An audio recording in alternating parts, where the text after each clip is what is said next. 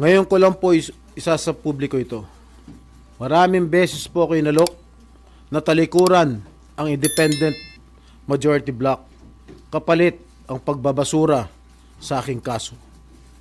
Ngunit, hindi ko po ito tinanggap. What is at stake here is the independence of the Senate. Heto na nga, no? Atin pong pag-usapan itong si John Vic Remulla at itong si Senator Cayetano sa loob ng Senado. Nagkainitan, nagkasigawan, okay? Panoorin natin video na yan. Kasi syempre, parang inaresto na nila si Senator Jinggoy at gusto lang sana na maprotektahan itong ni Senator Alan Peter Cayetano sa tamang pamamaraan itong si Senator Jinggoy. Sumisigaw itong si John Vic Remulla. Abusado na kasi. Kasi parang alam niyo naman sa last vlog ko, 'di ba? Pinipressure na itong si John Vic Remulla ngayon ng bangag.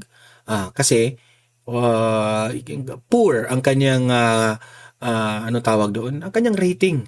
Alam niyo naman na hindi na dakip, hindi nakuha nila si Zaldico, hindi nila nakuha si Senator Bato. Ang dami, 'di ba? Sino pa? Ngayon sinisiguro na niya, baka pinipressure na siya ni bangag. Mamaya pag-usapan natin yan. Without further ado, heto po yung nangyari kanina na nagkasigawan itong si John Vic at si Senator Alan Peter Cayetano. Heto po, panoorin ninyo.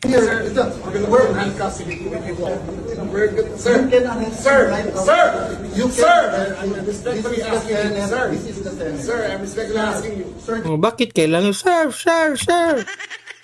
Bakit kailangan mong sumigaw? John Vic, kayo pa yung pumasok sa Senado, ikaw pa yung sumigaw, ikaw yung walang respeto dyan, sa totoo lang. The last person you put in custody escaped.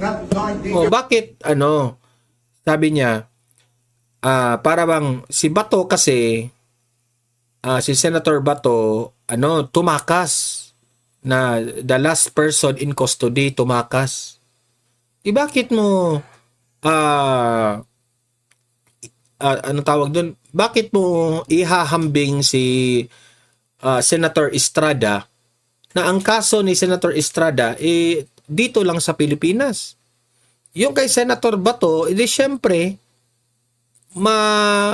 ano tawag diyan? Maiintindihan natin na tataka si Bato kasi ang gustong huhuli sa kanya mga taga-ICC. At alam natin kung ano ang epekto kapag ICC ang manghuhuli. Diba? Look at what happened to Tatay Digong. So, iba yun. Huwag mong itulad si Senator Jinggoy kay Senator Bato. Bobo rin itong si John Vic Remulla Diba? That's not for me. That's for the Senate, sir. Just for the Senate. In all respect, sir. Allow us to read it. Sir, pumahay ka na. Allow me. Pumahay ka na. Right outside the door. Right outside the door. Just read the slides, sir. Read the slides. Just read the slides. No handcuffs. Just read the slides.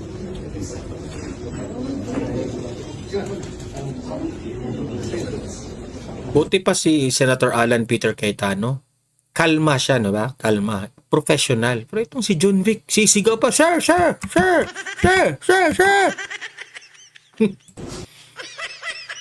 We're handcuffs.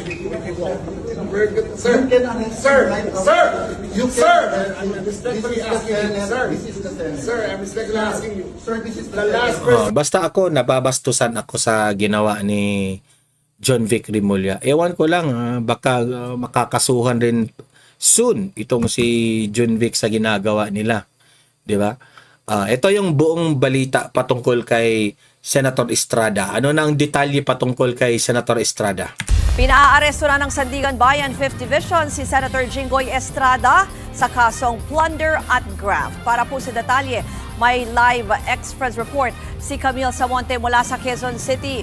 Camille, anong update dito? Nailabas na nga ba yung warrant?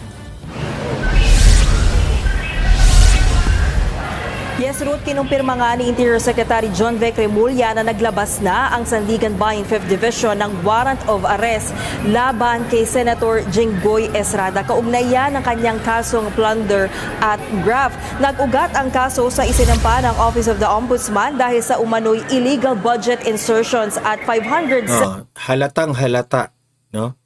na ginagawan talaga ng kaso itong si Jinggoy. Kasi mamaya sa kanyang press conference, sa kanyang official statement, inamin ni Senator Jinggoy na inaalok siya na sumanib sa minority. Kasi kapag sumanib siya sa minority,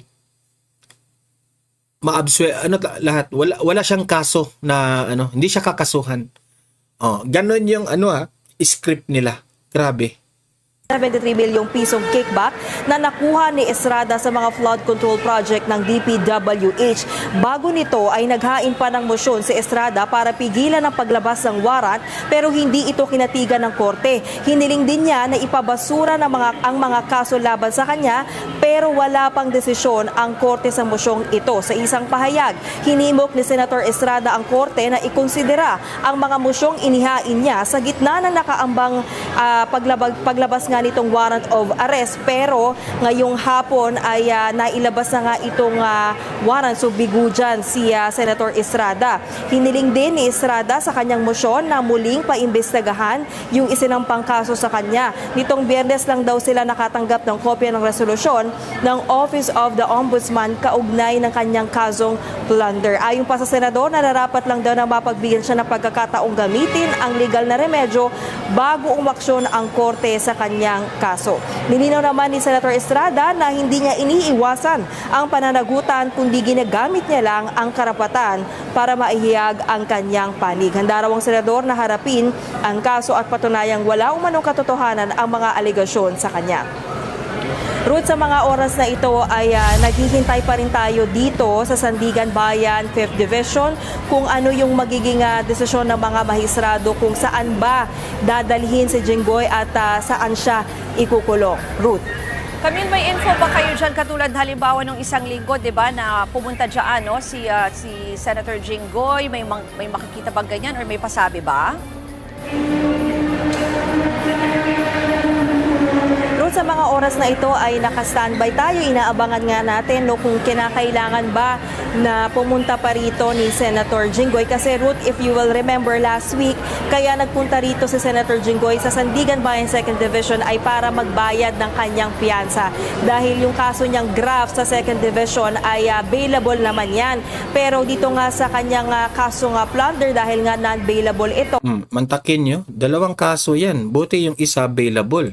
Ay medyo magiging iba yung adjustment tungkol dyan. So, yan pa yung hinihintay natin na confirmation kung needed pa ba na pumunta rito sa 5th Division si Senator Jinggoy Estrada. Ruth. Or just in case, Camille, yung kung sakaling sumurrender, di ba, pwede ring option yun pag ganun. Kaya lang nga sinabi mo, hindi alam kung saan, if ever, i-detain, ano? Ruth, matatandaan mo rin nung isang linggo, sinabi na rin ni Interior Secretary John Vic Remulla na binigyan nga niya ng dalawang option itong si Senator Estrada. It's either magsusurrender siya o aarestuhin siya. So, base dun sa kanilang pag-uusap ay sinabi raw ng Senado na pag-iisipan niya pa yan. So, mantakin nyo itong si Senator Jinggoy Estrada, todo ang kanyang suporta noong panahon ng BBM Sara. Suportado niya yung BBM Sara dati. Pero ngayon, look at what Bongbong Marcos did to him. 'Di ba? So, yan si BBM talaga, traidor yan. Traidor yan si BBM. Kaya yan si John Vic at si Boying. Ewan ko na lang. One of these days, yung mga kaalyado ni BBM, matatrahidor rin yan. Ang dami nang natrahidor niyan. Si ES Vic Rodriguez, trinahidor. Si BP Sara, trinahidor. Si Tatay Digong, trinahidor. Ang dami na. Ngayon, yan yung hinihintay din natin at patuloy din tayong humihingi ng komento mula sa kanyang mga abogado dahil may mga pending pa nga na motion pero dahil naglabas na nga itong 5th Division ng warrant of arrest ay bigo siya dun sa naunang motion pero meron pa siyang motion to quash, yung pinababasura yung kanyang kaso. So yan yung mga hihintayin natin na development sa ngayon. Yan po ang ulat ni Camille Samonte live mula sa Quezon City. Ako, kawawa si Jinggoy kasi, nakulong na siya. 'Di ba? Nung panahon ni Pinoy. Mataas-taas rin 'yun, 'di ba? Ngayon kulong siya ulit. Another kaso na naman. Hindi ko sinabing guilty siya kasi naabsuelto naman yung ibang kaso niya. Ako, duda ako kasi vulnerable siya eh. Dati na siyang may kaso, so iisipin talaga ng tao. Kita ko doon sa comment section, tama lang yan. Pangatlo na niyang kurap yan. Yung hindi nagbabasa at hindi nagre-research. Kawawa talaga si Jinggoy. Yung mga ordinaryong Pilipino talaga, sasabihin na, tama lang yan si Jinggoy, pangatlo na yan. Research rin kayo minsan. Ito lang yung mas advice ko sa inyo ha. Huwag nyo munang husgahan ang isang tao na hindi man lang nyo ni-research ang ano talagang nangyari. Pati dito. Diba? Alam naman natin, laro ito sa politika, itong resulta na ito. Diba? Huwag tayong mapanghusga. Yun lang. Kung sasabihin doon, Mar, mapanghusga ka rin naman ni BBM. Siyempre, ang taas na ng panahon nating ibinigay kay BBM, dapat na talaga nating husgahan kasi ang dami ng binudol niya. Binudol na niya ang taong bayan at pati ang kanyang mga kaalyado, binudol niya na rin. Ang dami niya ng kasinungalingan na sinabi na hindi naman niya tinupad. Di ba? Huwag na tayong magbulahan. Ito, panoorin natin ang full press conference, full statement ni Senator Jinggoy.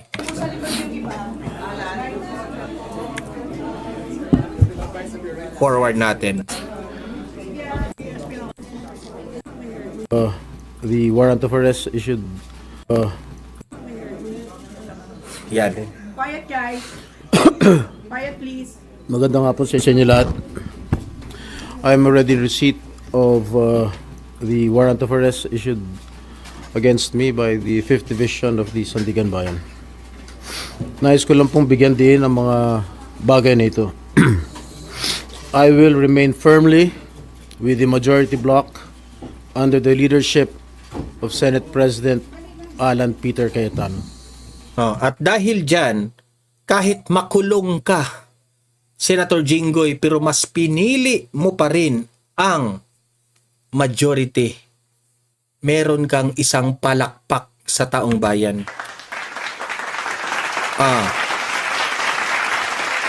Sa totoo lang, no, Senator Jinggoy, nakakabilib yung ginawa mo. You are so brave na kahit nakasalalay po ang buhay mo, ay talagang pinili mo yung prinsipyo mo. Okay? Kagaya ng ginawa ni Senator Bato. Alam mo na makukulong ka kung hindi ka sasanib sa minority pero mas pinili mo pa rin ang majority. Saludong-saludo po sa inyo, sir, ang taong bayan. Tandaan nyo yan. Hindi ako matitinag sa anumang panggigipit, pananakot, political maneuvering para talikuran ang aking paninindigan. I will not yield to threats. I will not be intimidated. I will not be pressured into surrendering my independence of judgment. I am giving instructions to the Senate Secretary to put on hold my salary. Personal kong pasya ito upang ipakita sa sambayan ng Pilipino na wala akong intensyon makinabang sa pondo ng bayan habang nililinis ko ang aking pangalan. At higit sa lahat, hindi ako papasailalim ng kustodya ng Senado. I will not seek Senate custody. Hindi ko gagamitin ang Senado bilang panangga laban sa mga aligasyon sa akin. Nakahanda akong ipagtanggol ang aking sarili sa hukuman at hindi ako magtatago sa likod ng institusyong ito upang umiwas sa proseso. Ipagtatanggol ko hanggang sa huli ang aking sarili para patunayan na walang batayan ang mga paratang sa akin. Kalokohan ang lahat na ito. Mismo ang Senate Legislative Budget Research and Monitoring Office or yung LBRMO ang nagsabi sa ombudsman na wala silang anuman dokumento o record na nagpapakita na ako ay nagpasok ng anuman insertion sa 2025 national budget. Ang mahalagang impormasyon nito ay kinilala pa mismo ni dating Senate Blue Ribbon Chairman Senator Panfilo Lacson bilang isang makabuluhang ebidensya na sumasalungat sa mga alegasyong ibinabato laban sa akin. So how can the Office of the Ombudsman file a plunder case against me when I am not even alleged to be part of? Di ba? Malinaw yung inexplain niya. Pero kasi utos ng bangag eh. So gagawin talaga nilang lahat. Or the mastermind of the supposed scheme. Wala po akong kinalaman dyan. Ngayon ko lang po isa sa publiko ito. Maraming beses po ako inalok na talikuran ang independent majority block kapalit ang pagbabasura sa aking kaso. Ngunit, hindi ko po ito tinanggap. Mas nanaig ang paninindigan ko na ako'y manatili sa hanay ng mga kasamahan ko sa independent majority block.